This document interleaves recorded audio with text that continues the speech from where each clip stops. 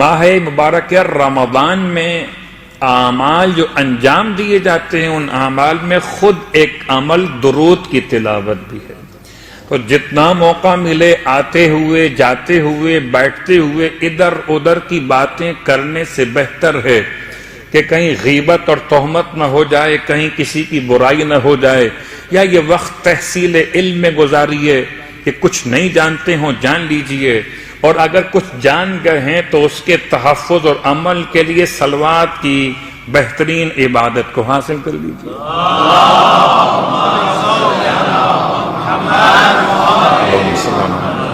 نماز جو نماز ہے مستحب نماز ہے نافلہ کہلاتی ہیں, ان میں ایک نماز ہے نماز رد مظالم.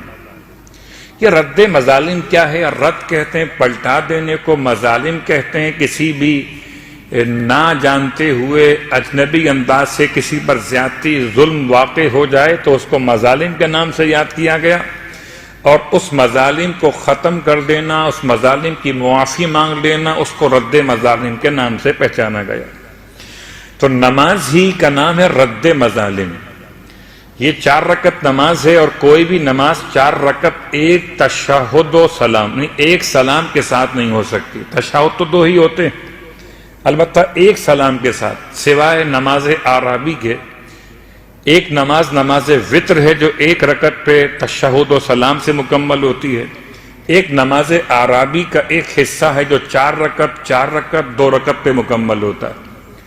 لیکن باقی تمام نمازیں ہائی مستحب جو ہیں وہ 2 رکعت یعنی تشہد و سلام کے ساتھ مکمل ہو جاتی, چاہے 100 رکعت ہی کیوں نہ ہو, مگر ہر 2 رکعت کے بعد تشہد کے ساتھ سلام پڑھا جاتا ہے.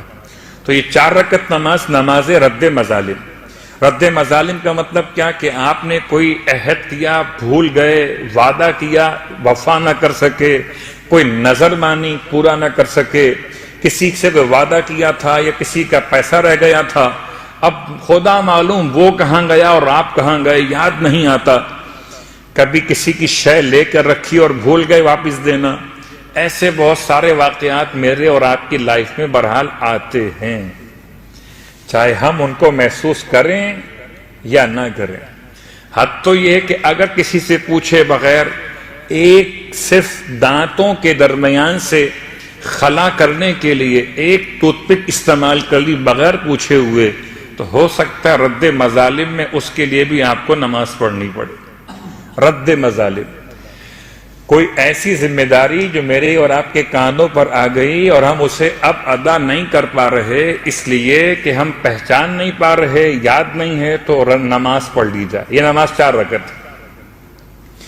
2 رکعت کر کے پڑھی جائے گی, اور اس نماز کی پہلی رکعت میں الحمد کے بعد 25 مرتبہ سورہ اخلاص ہے, دوسری رکعت میں الحمد کے بعد 50 مرتبہ سورہ اخلاص. 2 رکعت نماز مکمل ہو گئی. باقی رکوع, سجود, قنوت, تشہد و سلام ایک عام نماز فجر کی طرح سے. پھر 2 رکعت نماز. نیت کیا ہو رہی ہے؟ نماز پڑھتا ہوں 2 رکعت رد مظالم قربتاً الی اللہ. تیسری رکعت کہیے یا ان 2 رکعت کے بعد جو 2 رکعت اور نماز پڑھ رہے تھے ان کی پہلی رکعت کہیے. 75 مرتبہ سورہ اخلاص الحمد کے بعد. اور چوتھی اور آخری رکعت یا دوسری نماز کی دوسری رکعت کے اندر الحمد کے بعد 100 مرتبہ سورہ توحید سورہ اخلاص کی تلاوت, یعنی قل هو اللہ احد 25, 50, 75 اور 100.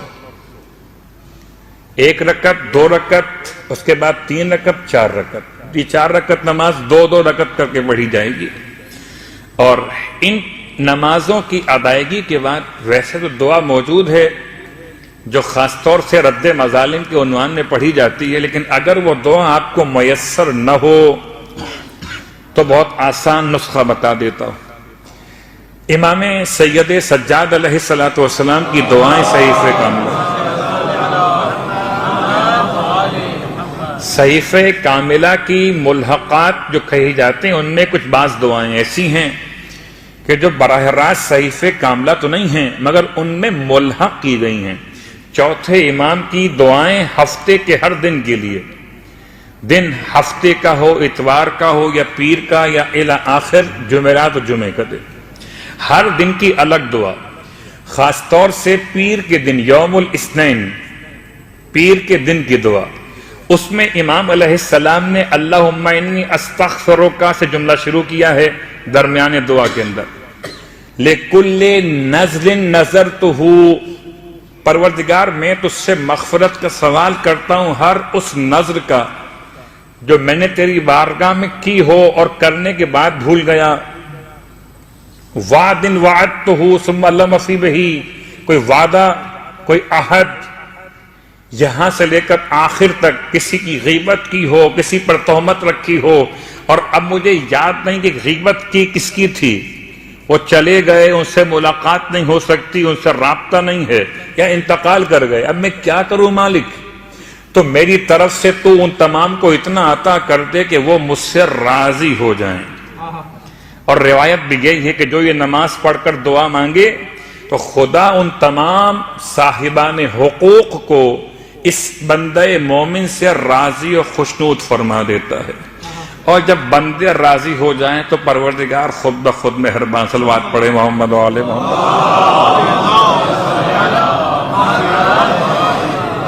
اب آخری بات، ہو سکتا ہے آپ میں سے کوئی کہ مولوی صاحب اتنی مشکل نماز بتا دی. قبلہ کام بھی تو مشکل کیے تھے. جب کام مشکل تھے تو نماز تو آسان میں کہاں سے لاؤں؟ جو نماز روایات نے بیان کی وہ میں نے آپ تک پہنچا دی. اب یہ نماز سال میں، 6 مہینے میں، 2 سال میں، کم از کم زندگی میں ایک بار تو پڑھ لیجئے گا، تاکہ جو پچھلے حساب کتاب ہیں جن میں آپ اور ہم بھول چکے ہیں، کم از کم وہ تو پروردگار سے سیٹ کروا لیے جائیں. کچھ لے دے کے کام نکل آئے گا، یعنی کچھ نمازیں پڑھ کے توبہ کر کے کام نکل آئے گا. تو یہ 4 رکعت نماز ہے.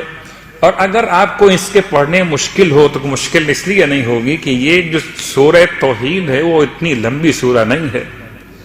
اگر یہ کہا جائے سورہ بقرہ پڑھیے 25 مرتبہ، 50 مرتبہ، 75 اور 100 مرتبہ، تو آپ کہیں گے کہ میں جا کے اس سے معافی مانگوں زیادہ بہتر ہے. سورہ توحید ہے، سورہ اخلاص ہے. اور اگر نہ پڑھ سکیں کھڑے ہو کر، یہ ہے مسئلہ ہے میرے آپ کے لیے کہ جب کبھی ویسے ہی کوئی بات ہوتی ہے تو کوئی کمر میں درد بھی نہیں ہوتا، ٹانگوں میں پرابلم نہیں ہوتی. اگر دنیاوی گفتگو ہو رہی ہو تو کوئی مشکل نہیں ہوتی. ذرا کوئی دینی بات شروع ہو تو ذرا کمر میں درد بھی شروع ہو جاتا ہے، پھر بیٹھنے کا دل بھی چاہتا ہے. تو ٹھیک ہے، آپ بیٹھ جائیے، الحمد پڑھنے کے بعد بیٹھ جائیے، نماز مستحب بیٹھ جائیے، اور بیٹھ کر 25 مرتبہ سورہ اخلاص بیٹھ کے پڑھ لیجیے. اور جب 25 مرتبہ مکمل کر لیجیے پھر کھڑے ہو جائیے، اور کھڑے ہو کر رکوع کیجیے، 2 سجدے کیجیے، اسے کرتے ہیں. پھر نماز کی اگلی رکعت میں الحمد پڑھیے کھڑے ہو کر، پھر 50 مرتبہ سورہ توحید پڑھنے کے لیے پھر بیٹھ جائیے. اس طرح نماز بھی ہو جائے گی اور زحمت بھی کم سے کم ہو جائے گی. کہ بہرحال نماز رد مظالم کی بڑی اہمیت ہے. رد مظالم کے صدقے و خیرات بھی ہوتے ہیں، رد مظالم کی دعائیں بھی ہوتی ہیں، اور رد مظالم کے کچھ پیسے بھی ہوتے ہیں جو مراجع عظام کے نمائندگان تک پہنچائے جاتے ہیں.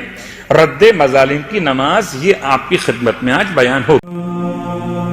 نذاریم دلا بمیره انتظار